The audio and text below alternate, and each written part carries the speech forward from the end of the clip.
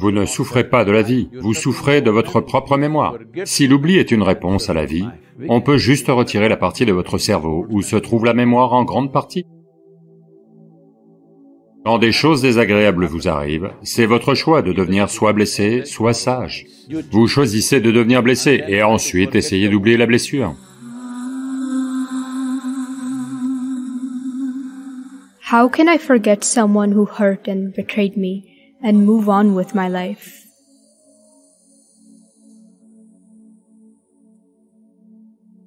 Je visitais la ville de Mysore et je suis entré dans un immeuble pour y rencontrer quelqu'un. Une très petite dame qui devait avoir plus de 75 ans, avec un grand sourire au visage. Elle vient vers moi de façon très amicale et dit « Comment vas-tu » J'ai dit « Madame, je vais bien, mais vous savez, normalement, je n'oublie pas les visages, mais vous savez, ça fait longtemps que j'ai quitté Mysore, je me demande qui est-ce? Est-ce que quelqu'un que je connais? Je ne voyais pas, alors j'ai fait namaskaram et j'ai continué. Puis je redescends, avec les gens qui vivent dans l'appartement, avec eux, je descends. Quand j'arrive dans le couloir, à nouveau, la même dame arrive et « Salut, comment vas-tu » Je me suis dit, c'est un peu... Elle vient de me poser la question il y a 10-15 minutes, et elle me la repose. Alors ces gens arrivent et disent, « Pauvre dame, elle a perdu la mémoire. » J'ai dit, « Elle semble aller bien sans mémoire. » Les gens qui trimballent leur mémoire se torturent. Cette dame semble aller bien avec Monsieur Alzheimer. Vous pourriez faire un bon couple avec Alzheimer. Allô? C'est un nom d'homme. Vous savez, juste pour dire. Voyez, si vous êtes oublieux, vous n'avez pas à pardonner qui que ce soit.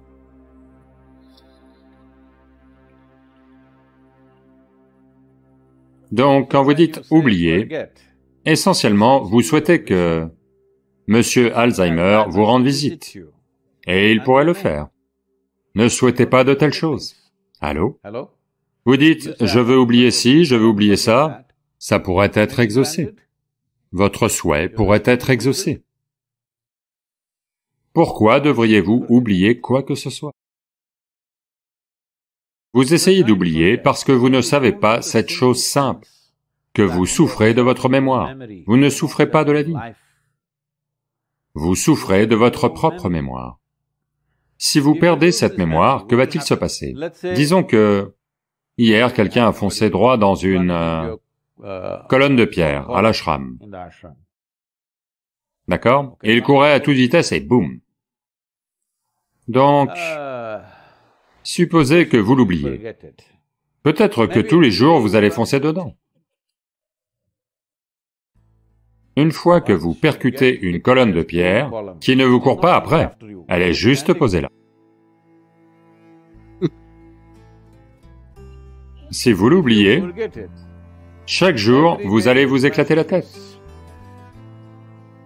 Si vous percutez une colonne de pierre, vous ne devriez jamais l'oublier. Cette colonne de pierre pourrait être une vraie colonne de pierre, ou votre belle-mère, je ne sais pas qui. Voyez, votre belle-mère ne vous court pas après. Elle se tient juste dans la même position que quand votre mari est né.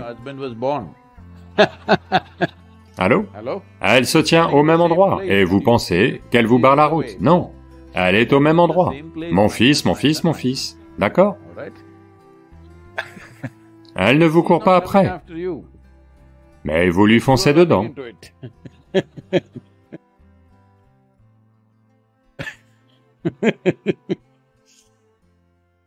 Donc, quoi que vous percutiez dans votre vie, si vous l'oubliez, vous allez continuer à foncer dedans.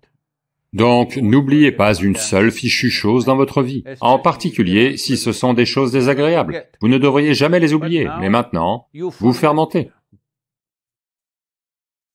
La mémoire est là pour vous être utile, mais vous fermentez la mémoire. Et maintenant, il y a un brassage, et ça fait de la bile en vous, et crée de l'amertume. Non, non, la mémoire est censée être stockée sur une puce, vous savez. même plus une clé, c'est une puce. Mais ici, le mécanisme est tellement sophistiqué, la technologie, ce n'est même pas une puce, c'est simplement quelque part un petit bout de chimie qui la tient. Donc laissez-la être là. Si vous lui permettez de fermenter, bien sûr, elle va vous intoxiquer, elle va vous empoisonner de diverses façons. Vous ne savez pas manier votre mémoire. Donc vous pensez, je vais oublier. Et s'il vous accorde une visite de Monsieur Alzheimer, serez-vous content d'avoir oublié toute votre amertume? Si l'oubli est une réponse à la vie, on peut juste retirer une partie de votre cerveau où se trouve la mémoire en grande partie. Vous ne vous souvenez de rien du tout. Vous pouvez être comme ça, intouché par ce qui s'est passé hier. Est-ce que c'est ce que vous voulez? Si vous devenez comme ça, on va dire que vous êtes retardé, pas que vous êtes éveillé. Toute la mémoire de vie entière est là en vous, pas d'une seule vie, de nombreuses vies. Là-dedans, il y a beaucoup de choses désagréables, beaucoup. Mais quand des choses désagréables vous arrivent, c'est votre choix de devenir soit blessé, soit sage. Vous choisissez de devenir blessé et ensuite essayez d'oublier la blessure. Faites une chose. Voyez, les choses dont vous voulez vous rappeler, vous n'arrivez pas à vous en rappeler. Les choses que vous voulez oublier, vous n'arrivez pas à les oublier. Est-ce le cas? Allô? Essayez d'oublier quelque chose. Ça reste avec toi en permanence. Essayez de vous souvenir de quelque chose, 2 minutes plus tard, ça semble s'être évaporé. Donc ce que je dis, c'est que vous n'avez pas organisé ceci comme il faut. Vous n'avez pas programmé votre ordinateur comme il faut. Si vous dites « souviens-toi », il oublie. Si vous dites « oublie », il s'en rappelle tout le temps. Même dans vos rêves, les mêmes gens reviennent. Regardez juste cette personne et dites « je veux oublier ce visage ». Ce visage va... Où que vous regardiez, dans les arbres, il va apparaître, dans le ciel, il va apparaître. Donc, ceci est la nature du mental. Vous, sans comprendre une seule fichue chose sur vous-même, vous essayez de tâtonner à travers la vie. C'est ça le problème. Le problème, ce ne sont pas les situations de votre vie. Le problème, c'est que, sans même lire le mode d'emploi de base, vous essayez de traverser la vie. Il y a un prix à payer. Si vous ne payez aucun prix, je vais être déçu. Parce que ça a pris des vies entières d'observer et de comprendre comment ça fonctionne. Sans rien savoir, si vous aussi vous pouvez vivre comme moi, je serai très déçu. Je vais penser que c'est très injuste. Allô? Oui ou non? Tu as fait l'effort d'arriver quelque part. Quelqu'un d'autre a juste été poussé là. Ne pensez-vous pas que c'est injuste? C'est la même chose. Donc une chose, c'est que il n'y a pas besoin d'oublier, vous devez vous souvenir de tout. L'autre chose, c'est pardonner. Si en premier, vous pensez que cette personne a fait quelque chose d'horrible, ensuite vous essayez de pardonner, si vous ne les étiquetez pas comme ça, où est le besoin de pardonner? Allô? Si vous acceptez les gens tels qu'ils sont, différentes personnes sont faites différemment, si vous les acceptez tels qu'ils sont en ce moment, vous allez apprendre dans quelle mesure opérer. Si vous pensez que vous ne devriez travailler et vivre qu'avec de très bonnes personnes, je vais vous dire, même ici, au centre de yoga, ça arrive. Beaucoup de bénévoles, tous les 2 jours, quelqu'un vient me voir et dit « Il est horrible, je ne peux pas travailler avec lui. Elle est comme ci, il est comme ça, je ne peux pas travailler avec ces gens. » Je dis « Voyez, dans ce monde, il n'y a que des gens horribles comme ça. Celui-ci, celui-ci, celui-ci, que ce genre de gens horribles. Si vous pensez que ce que vous faites est important, vous devez travailler avec tous ces gens horribles. Si vous voulez travailler avec des personnes idéales, vous devez aller au paradis et aujourd'hui.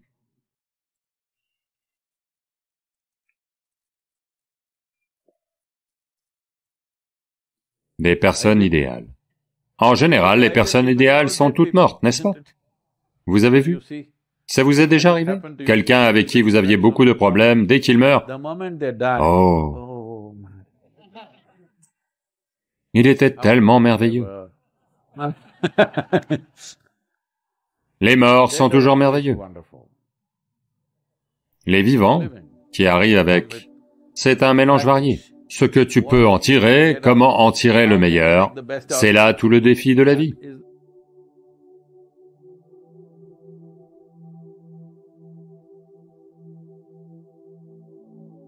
Il a tout appris dans le ventre de sa mère. Tu as 14 formidables possibilités en toi. Il a dit à ses soldats, s'il renverse une seule goutte, coupez-lui la tête. 1 jour, 2 jours, 3 jours, 4 jours. Il est resté debout là. Il y avait un sage, un grand sage. Il s'appelait Sukha. Il était le fils de Vedavyasa. Sukha a appris tout ce qu'il pouvait apprendre, toutes les écritures et le savoir et les traditions et tout le reste, quand il était dans le ventre de sa mère. Il a tout appris dans le ventre de sa mère. Quand il en est sorti, c'était un enfant sage. Donc c'était un Bala Brahmachari. Personne ne l'a initié, mais il est comme ça. Un jour, Sukha se dit qu'il doit aller à Vaikunta pour rencontrer Vishnu. Donc il y va. Les gardes l'arrêtent et lui disent « Quoi ?» Il dit « Je suis Sukha, le fils de Vedavyasa, je veux voir Vishnu. » Ils le regardent et lui disent « Nous voyons que tu es farci de savoir. On peut voir les Védas dans ton corps, les Upanishads dans ton corps, tous les textes sacrés dans ton corps, mais tu n'as pas de gourou. Tu n'as rien à faire ici, rentre chez toi. » Alors Sukha est confus, parce que il n'a jamais pensé à ce qu'est un gourou, parce que tout ce que n'importe qui voudrait savoir était déjà là en lui quand il est né. Donc il retourne voir son père, et il dit « Père, ils ne m'ont pas laissé rentrer dans Vaikunta. Ils m'ont dit qu'il me faut un gourou. Qu'est-ce que c'est que ça? Je veux cela. Ils disent que mon savoir n'est pas suffisant. » Alors Vedavyasa dit, vois-tu, il n'y a qu'une seule personne qui peut être ton gourou. C'est le roi Janaka. Sukha dit, ok, je vais aller là-bas. Et il y va. Il y va, et il voit aux portes du palais, il regarde le palais, un bâtiment très luxueux et raffiné, avec une magnifique esthétique. Il dit, ce n'est pas le genre d'endroit où mon gourou peut vivre. Ça a l'air trop luxueux et inapproprié pour une personne spirituelle. Alors il fait demi-tour, repart et redemande à son père. Son père dit, Janaka est le seul gourou pour toi. Encore une fois, il y va. Encore une fois, il voit le roi en train de se détendre dans le jardin avec sa reine. Il dit, oh, ce n'est pas lui. Et il repart. Et ainsi de suite, ces allers-retours ont lieu 12 fois. Puis la 13e fois, Vedavyasa dit, vois-tu, tu as 14 formidables possibilités en toi. Tu en as gâché 12 durant ces 12 voyages. Il n'y en a plus que 2, c'est toi qui vois. Alors Sukha se rend aux portes du palais. Il n'aime pas l'opulence du palace, la façon dont les gens sont tous bien vêtus de soie. Il n'aime pas ça. Il se dit, ceci n'est pas un lieu spirituel. Mais comme son père l'a mis en garde, qu'il n'y en a plus que 2, si tu perds ça, tu as tout perdu, il y va. Et il dit, je veux voir le roi. La première chose, c'est qu'il s'attendait à ce que lui, Sukha, le fils de Vedavyasa, à son arrivée, le roi allait arriver pour l'accueillir. Personne n'est arrivé. Puis il s'avance et demande « Je veux voir le roi ». Alors Janaka demande « Où est-il » Il lui indique l'endroit. Il se trouve à un endroit où, normalement, hors du palais, il jette toutes les ordures. Elles arrivent là et tombent dans une fosse. C'est là qu'il se trouve. Le roi Janaka dit « Dites-lui de rester debout là ». Il est resté debout là. Dans la soirée, les poubelles de la journée, il se met à les jeter. Donc, il est resté debout là, 1 jour, 2 jours, 3 jours, 4 jours. Il est resté là. Une montagne d'ordures l'ont recouvert.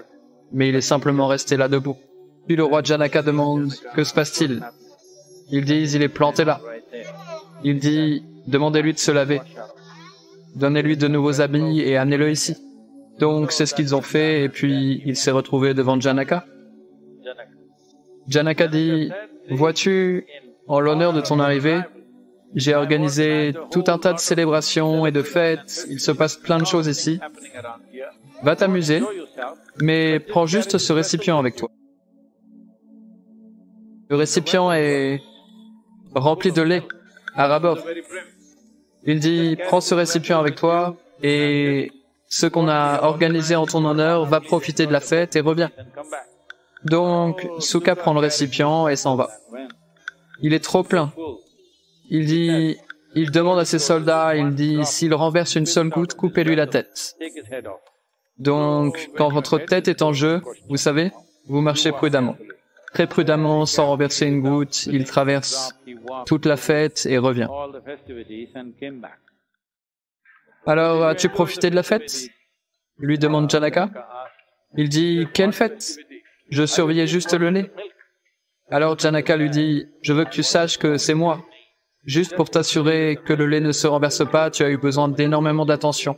Maintenir mon lien avec le divin requiert bien plus d'attention. Mais malgré tout, regarde-moi. Je suis quand même impliqué avec tout ce qui m'entoure. Tu en es encore à un point où, si tu te concentres sur une chose, le reste n'aura pas lieu pour toi. Donc, tu as besoin de travailler. Et il l'a pris comme disciple. Un homme qui était considéré et célébré par tous comme un sage né. Né sage. Mais il avait besoin de cela. Parce que, une chose c'est que se retirer, se connecter avec l'aspect le plus profond de qui nous sommes, en même temps, être capable d'être actif. C'est tout le sujet de mon travail.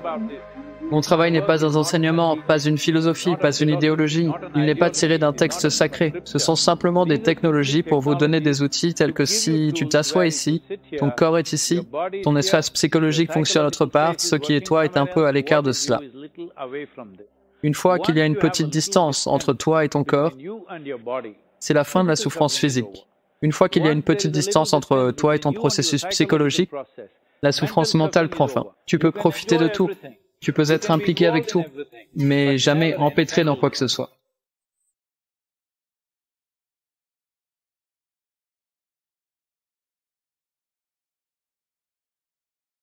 Celui qui est enterré sous la terre, un instant d'inconscience, à coup sûr, il est fini. S'il dort, il ne se lèvera jamais. Sri Brahma est assis et leur demande de le couvrir de terre. Il vérifie pour lui-même s'il est vraiment un siddha ou pas. Une fois que tu es un siddha, tu deviens super capable. Tu es le créateur lui-même.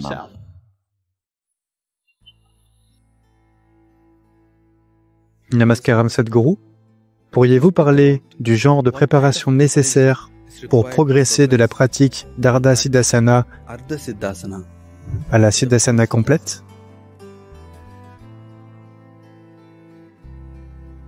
Être dans un état de siddhi veut dire être dans un certain état d'établissement.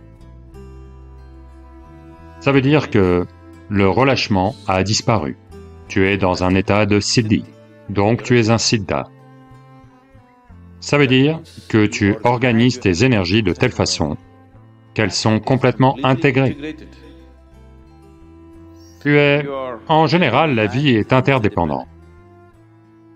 Votre interdépendance est constamment réduite avec la pratique du yoga. Vous dépendez de moins en moins des toilettes petit à petit, n'est-ce pas? La nourriture aussi diminue. À vrai dire, si vous regardez, l'air aussi diminue. Parce que vous respirez plus profondément et plus lentement. Facilement, pendant 2 minutes, vous pourriez rester sans respirer, alors que les autres suffoqueraient.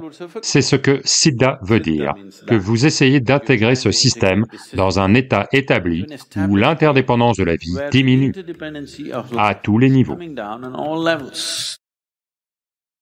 À tel point qu'un jour viendra où, si tu es assis ici, tout est immobile. Ta respiration est partie, tout est parti. Il n'y a aucune transaction avec l'extérieur. C'est le but ultime. Que si tu es assis ici, tu es un cosmos à toi seul. Tu ne fais pas partie du reste de la création. Quand tu ne fais plus partie du reste de la création, tu existes ici comme un créateur. Donc, Siddha ou Siddhasana est un cheminement dans cette direction. Combien de personnes y arrivent est autre chose, mais c'est un cheminement dans cette direction. Donc les yogis sont assis. Je veux dire, vous avez entendu cette histoire où Sri Brahma est assis et leur demande de le couvrir de terre. Parce que il vérifie pour lui-même s'il est vraiment un siddha ou pas. Une fois couvert de boue, il ne peut plus respirer.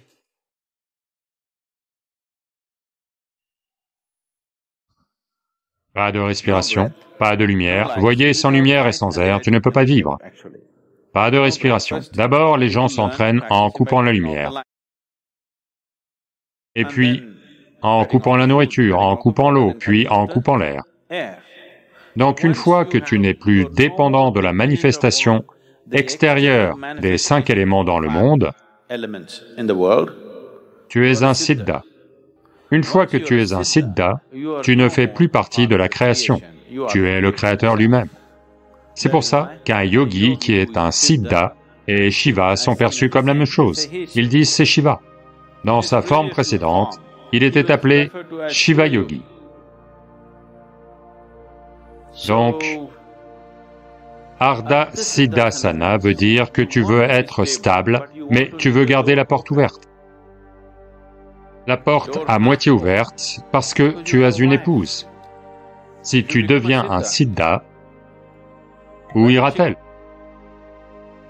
Elle ne saura pas comment être avec toi, elle ne peut pas être avec toi. Et si tu te forces, si tu es établi d'une certaine façon et que tu te forces, alors tu vas briser quelque chose, soit en ceci, soit en cela. Donc, les gens qui sont dans des situations familiales normales, vous ne choisissez pas Siddhasana, vous choisissez Ardha Siddhasana, parce que vous voulez garder la porte ouverte. Donc si vous choisissez Siddhasana, la pratique va s'élever à un tout autre niveau. Mais cela amènera aussi certains défis, une certaine intégrité de qui vous êtes, comment vous vivez, ce que vous mangez, ce que vous faites, tout doit être surveillé. Parce que quand tu essaies de stabiliser le système au-delà d'un certain niveau de ce qui est considéré comme naturel ou normal, c'est normal de respirer, c'est normal de manger et de boire, c'est normal de dormir. Quelqu'un qui est enterré sous la terre, s'il dort, il est fini, il ne se lèvera jamais. Donc 18 jours, 20 jours, 12 ans, quelqu'un ne dort pas, parce que s'il dort, à coup sûr, il est fini. À un instant d'inconscience, à coup sûr, il est fini. Au moment de le déterrer, son corps sera en décomposition. Donc, être un siddha est une autre dimension. Il y a ce qu'on appelle la spiritualité et il y a ce qu'on appelle la spiritualité marginale. Ça veut dire que les portes sont toujours ouvertes. Tu peux aller ici, aller là, aller ici, aller là. Donc si je deviens un siddha, vais-je devenir incapable dans le monde? Certainement pas. Vous allez devenir super capable. C'est juste que ce système est intégré de telle façon qu'il n'aura rien à faire avec quoi que ce soit d'autre. Il ne fait que ce qui est nécessaire. Il n'y aura pas de transaction commerciale. Une transaction commerciale, c'est donner et recevoir, n'est-ce pas? Ceci peut beaucoup donner, mais il ne peut pas donner et recevoir. Il devient incapable de donner et recevoir. Il peut irradier des choses, il peut faire des choses merveilleuses, mais il ne peut pas faire des transactions. Cela est la compréhension de base qui fait que les gens qui sont sur le chemin spirituel, la première chose qu'ils arrêtent, ce sont les transactions, vous savez? Je crois que Jésus a dit, « Vous ne pouvez pas me servir moi et n'importe. » C'est quoi? Oui. Un homme ne peut pas servir deux maîtres, c'est-à-dire qu'il parle des choses matérielles et... Oui. Donc, quelque part, cette conscience est là, qu'ils aient la sadhana et la structure scientifique nécessaire pour y arriver ou pas. Cette conscience est là, partout. C'est pour ça que la première chose qu'ils arrêtent, c'est une personne sur le chemin spirituel, si elle ne sait pas faire une quelconque sadhana, elle s'en va. Si quelqu'un arrive, tu offres quelque chose, mais pas de transaction. Donc il se retire à des endroits où il n'y a pas besoin de transaction, parce que en vivant en société, tu fais des transactions. En vivant en famille, tu fais des transactions. Tout ça, c'est une transaction. Donc, les transactions ne sont pas qu'au niveau de « je t'ai donné de l'argent, donc tu me donnes tel produit ». Ce n'est pas que ce niveau. Il y a des transactions à un niveau très basique. Donc, tu peux transmettre, tu ne peux pas faire de transaction. Une fois que tu as renforcé les murs de ton truc, donc à un niveau, on parle de relâcher les murs, retirer les frontières. Mais à un autre niveau, on parle de renforcer la frontière. Si tu renforces complètement la frontière et te libères de l'existence, tu deviens l'égal du Créateur. Donc, un yogi qui s'enterre n'essaie pas de réaliser un exploit, il n'essaie pas de frimer, il essaie de maîtriser sa situation de telle sorte que il ne fait plus partie de la création. Toute transaction qui est nécessaire pour faire partie de la création est retirée. Il est là, uniquement du fait de l'éclat de ce qui est la source de la création en lui-même. Tout le reste, il l'a coupé. Peu importe, il y a quelque chose en vous qui est la source de la création, qui vous fait pulser en ce moment en tant que vie. Mais sans cette transaction avec la création, vous ne pouvez pas exister un seul instant. Dieu palpite en vous, mais si je retiens votre respiration, vous êtes fini, n'est-ce pas? Maintenant, il veut atteindre un point où cette transaction n'est pas nécessaire. Donc seul ce qui est la source de la création est son moyen de subsistance. Donc il ne sert pas de maître, il sert vraiment un seul maître. Et il est cela.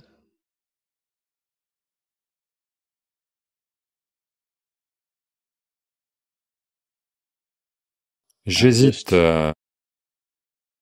un peu, parce que je m'engage sur un terrain dangereux. Donc tout ce que je dis là maintenant n'est pas fait pour être pratiqué, ni pour une quelconque poursuite. Je vous raconte juste une histoire. Il y a deux différents points dans le corps, au travers desquels on peut projeter ces énergies vitales vers l'extérieur quand on dort.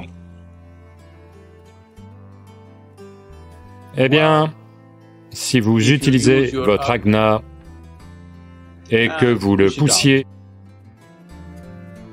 de 45 à 53 cm, vous allez avoir un triangle équilatéral avec des côtés, les trois côtés étant tous d'environ 60 cm.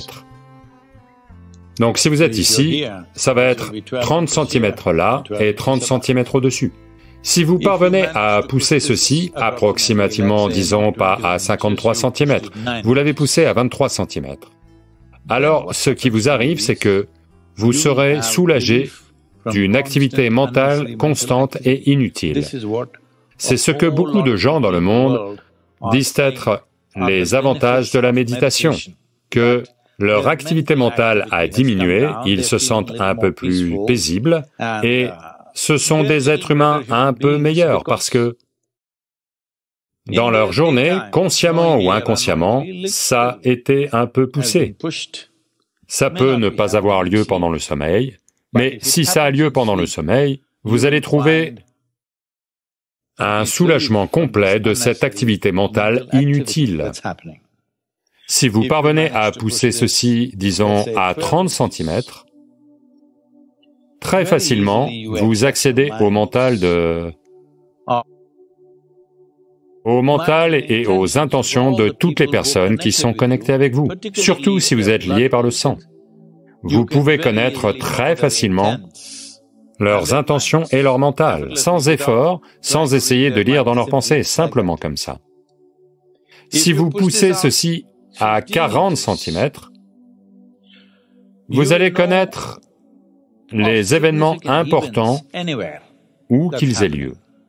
Les changements majeurs qui ont eu lieu sur cette planète ou dans ce système planétaire, vous allez les connaître. C'est à partir de là que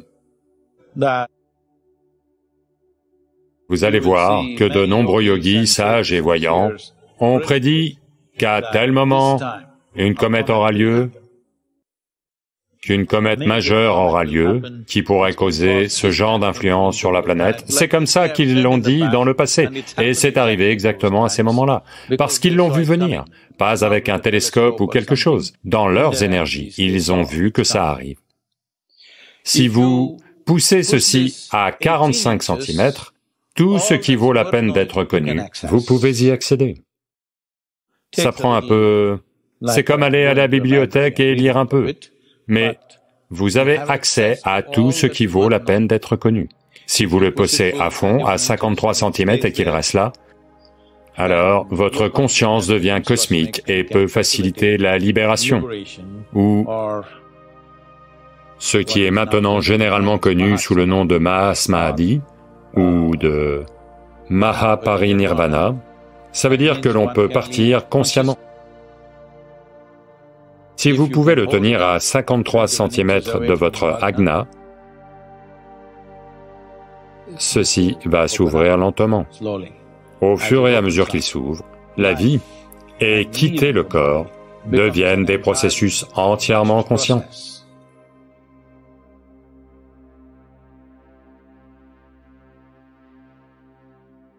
Sans impliquer les gouvernements démocratiques élus du jour, vous n'allez pas trouver de solution. Quand on n'est pas prêt à le faire et que l'on veut juste que le gouvernement brandisse une baguette magique et crée une solution, non.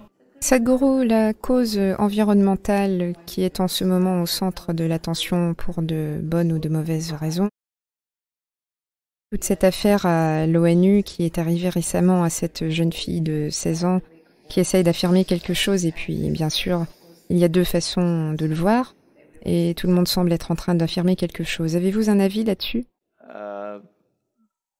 Vous voyez, je n'essaie pas d'approuver ou de désapprouver qui que ce soit, mais personnellement, je ne crois pas en simplement accuser les gens. Parce que ça ne crée pas de solution. Ça, je l'ai appris il y a longtemps. Quand j'avais 16 ans, j'étais en colère contre tout dans l'univers, d'accord ? J'étais en colère contre le système politique, les systèmes sociaux, les situations familiales, la religion, les castes et les confessions, l'injustice qui a lieu, j'étais en colère contre tout. Mais ensuite, j'ai réalisé, à un moment donné, que l'on peut produire bien plus de résultats dans le monde par l'acceptation et l'appréciation, plutôt que par une simple critique toxique. Ça, je l'ai réalisé il y a longtemps. Et je ne reviendrai pas en arrière, parce que j'ai vu ça en moi. Les dégâts que ça cause pour moi et pour tout mon entourage, d'être en colère tout le temps à propos de quelque chose. Donc, je pense qu'une enfant de 16 ans, on apprécie vraiment sa préoccupation. Je suis sûr que des millions et des millions d'enfants et d'adultes se sentent préoccupés. Eh bien, elle parle et elle affirme quelque chose, c'est bien. Mais qui que ce soit qui prenne soin d'elle, il ne devrait pas cultiver la colère en elle. C'est important qu'on se rassemble tous et qu'on trouve une solution. Parce que si l'on veut une solution sans impliquer les gouvernements démocratiques élus du jour, vous n'allez pas trouver de solution. Vous pouvez vous brûler avec la colère. Il n'y aura pas de solution. Ce qui est ce que ces forums internationaux sont supposés faire. Mais alors, l'objection est qu'il y a beaucoup de discussions, mais peu d'actions sur le terrain. Voyez, c'est vrai. Il y a bien plus de discussions que d'actions. N'est-ce pas la voie que vous avez choisie? Démocratie veut dire, voyez, vous êtes dans les médias, vous aimez parler. Si on ne vous laisse pas parler, même si vous mangez bien, si vous n'êtes pas autorisé à parler, vous dites qu'il n'y a pas de liberté d'expression, et on fait tout un plat. Donc naturellement, il y aura plus de discussion que d'action. Est-ce que ça veut dire qu'il n'y a pas d'action? Non, l'Inde a fait de grands pas vers l'énergie. Vous savez, les énergies renouvelables et tout ça. Pour un pays comme l'Inde, ce sont des pas de géant. Alors, est-ce que chaque pays fait ce qu'il doit faire? Peut-être pas. Ce n'est pas le cas, je le sais. Mais les gens qui vivent dans ces pays, sont-ils prêts à faire les sacrifices? Est-ce que c'est juste les dirigeants politiques? Je ne pense pas. Les gens ne veulent pas faire de sacrifices. Si vous demandez à tout le monde à Delhi d'aller au travail à pied pour un jour, est-ce qu'ils le feront? Non. Alors, pourquoi dites-vous pollution, pollution? Vous devez bien faire quelque chose, pas vrai? Je ne dis pas tout le monde devrait marcher, je dis d'une façon ou d'une autre, ce que l'on veut que le gouvernement fasse, les retombées de cela, on doit être prêt à les avaler, n'est-ce pas? D'une façon ou d'une autre. Quand on n'est pas prêt à le faire et que l'on veut juste que le gouvernement brandisse une baguette magique et crée une solution, non. C'est pour ça que j'implique les agriculteurs, j'implique le gouvernement et maintenant j'essaie d'impliquer la société civile. Si vous aviez le choix, donneriez-vous un conseil? Parce que ce gouvernement et cette direction politique jouit d'un soutien jamais vu auparavant au niveau international. Y a-t-il un conseil que vous aimeriez leur donner pour faire savoir au monde que l'Inde fait de grands bonds en avant? Je pense qu'ils ont clairement exposé ces étapes durant la semaine de l'eau. Le ministre de l'eau était là à l'instant. Pendant la semaine de l'eau à Stockholm, ils ont clairement exprimé ce qu'ils font. Et ils le font. Mais pensez-vous que la pression démographique sur cette terre et sur ce gouvernement soit faible? La façon dont on se multiplie? Donc en ce moment, si le ministère de l'eau, disons, ce n'est pas dans leur prérogative de faire ça, mais disons, on a une telle quantité d'eau, donc d'ici 2030, vous devez réduire votre population de temps, donc ne faites plus d'enfants volontairement pendant 5 ans. Allez-vous le faire? Alors comment? Quand vous êtes le problème, et que vous voulez que quelqu'un d'autre trouve la solution, comment? Le seul problème que vous ayez dans le monde, et en Inde en particulier, on pense qu'il y a beaucoup de problèmes. Non, il n'y a pas beaucoup de problèmes, il n'y a qu'un seul problème, la population, d'accord? Si vous ne limitez pas cela consciemment, la nature le fera pour vous de façon très cruelle. Vous attendez que ça arrive?